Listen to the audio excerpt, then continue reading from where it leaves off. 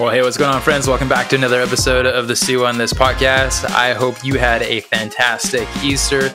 Hopefully you were able to get to church someplace. Hopefully you brought somebody along with you, and hopefully you had an amazing time hanging out with friends and family afterwards. Hey, wanted to come at you with this episode with just a simple thing. Lately I've got like Psalm 23 just kind of been rolling around in my head, and with that came really something that I was thinking about. A few years ago, when I was a young adult pastor, I did a series there talking about the 7 I am statements that we find in John's gospel. And I was kind of as I was been thinking about Psalm 23, it took me back to John chapter 10, where Jesus says that he is the good shepherd, right? So you got Psalm 23 that says, even though I walk through the valley of the shadow of death, I will not fear. And it talks about being a shepherd, having a shepherd and a sheep leading us to still water, all that kind of stuff. And in John chapter 10, Jesus is talking about how he is the good shepherd. And one of the things that stood out to me there that I wanted to talk about was right from the get-go in John chapter 10, verse 1, Jesus speaking, he says, "To tell you the truth, anyone who sneaks over the wall of a sheepfold rather than going through the gate must surely be a thief and a robber.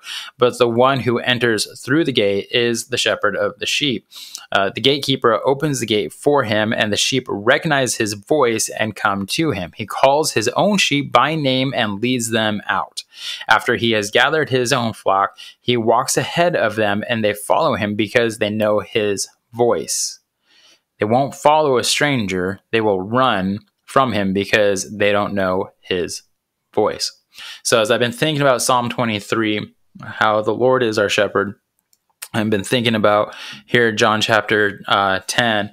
One of the things I was thinking about is when Melissa and I were dating, and even passing into the time that we got married, one of our favorite things to do back in the day was we would go to like Buffalo Wild Wings, and we would go watch some UFC fights.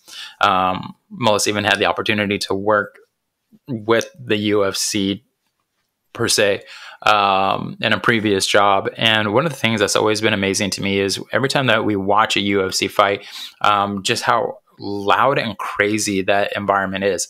You got all the fans who are screaming, you got people who've been drinking, all that kind of stuff. It's just a wild, loud, crazy environment. It is not peaceful. It's not still. It's not calm at all, right?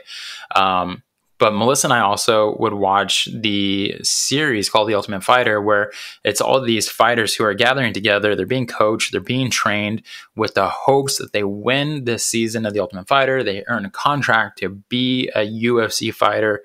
And eventually, hopefully, that would lead to them one day becoming a champion, which they have seen from time to time. A UFC, an Ultimate Fighter season champion ends up turning out to actually be a real competitor and champion and wins a championship fight in the UFC.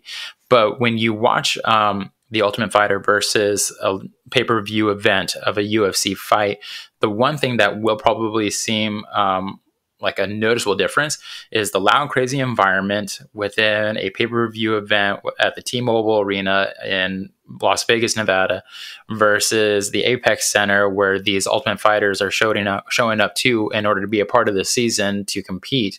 They're vastly different because this is wild and crazy and this is absolutely quiet, because the only people who are in the environment are those who are competing in the series, which means when the coaches are coaching, which they're there to do, we can hear them sitting from our seat, from our couch.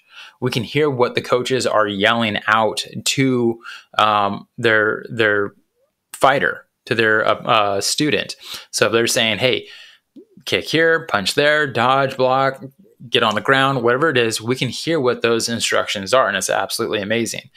What I know is if you go into a live pay-per-view event, you can't hear that because of the absolute crazy noise that is taking place in that environment. But what's always amazing to me is how the fighter, when they're in the ring, they have this ability to just completely tune out the noise. Again, in the T-Mobile Arena or wherever they're fighting at, they're able to tune out the noise, and they can hone in on the voice that they are familiar with, which is that of their coaches. Because also in that environment, not only do you have the screaming fans, but you also have your opponent's fighter or the opponent's coaches across the ring who are also shouting out their instructions to their fighter in order for them to win the fight. And I think that's what's absolutely amazing, taking those two pictures that are the UFC of a loud, crazy environment, a quiet one, and even what we find in Psalm 23 and John 10.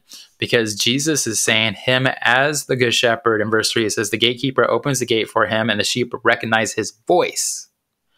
They recognize his voice, and they come to him. He calls his own sheep by name and leads them out. And after he has gathered his own flock, he walks ahead of them, and they follow him because they know his voice. So here's my question for you today as you get ready to head off into this week. Are you spending enough time with God that you would recognize his voice? And I mean in the midst of all the craziness, because we have an enemy who is going to shout loud in your ear. We have a culture that's going to shout loud in your ear. It's going to be deafening. It's going to be crushing. And in the midst of all that, do you know God well enough that you can pick out his voice in the loudness and allow him to lead you to calmness? Because that's what he's there for. That's what he wants to do. He wants to take you out of the craziness and lead you beside still waters. But the only way that happens is when we have come to know his voice so well that when everybody else and everything else is screaming at the top of the lungs right into our eardrums, we can still pick out the Lord's voice and go, I know that one. That one's safe. That one's true. That one's reliable. That one is loving. That's the one that I want to chase after. So do you know his voice? And are you spending enough time with him? Because you're in a fight. You are. You're in a fight. As believers, we do not belong in this world. We are in it, but we do not belong in it. We do not belong to it. So you're in a fight. Scripture talks about how we're even in a fight within ourselves, between our flesh and our spirit. So you're in a fight. So do you know your coach's voice? Do you know the Lord's voice well enough that when the instructions are being given on how to win the battle that is before you, you acknowledge that voice and you say, that's the one that I'm going to follow? And the reality is that the only way that is ever going to happen is that we spend enough time with him in order to recognize that voice. So my encouragement for you this week in a short episode like this is simply figure out what that means for you in order to set aside that time, in order for you to become so well in tune and accustomed to the Lord's voice in your life that when everything else is pushing against you and battling up against you, you can hear God's voice speaking to you in order to lead you out of the craziness and into the calmness and leading you to a path to victory when hurdles come your way. So be listening for God's voice, figure out what that means for you. And I just encourage you, just listen and become so well in tune with God that you can pick out his voice amongst everything else that is screaming to you so loudly. So I hope you have a great week after this short episode.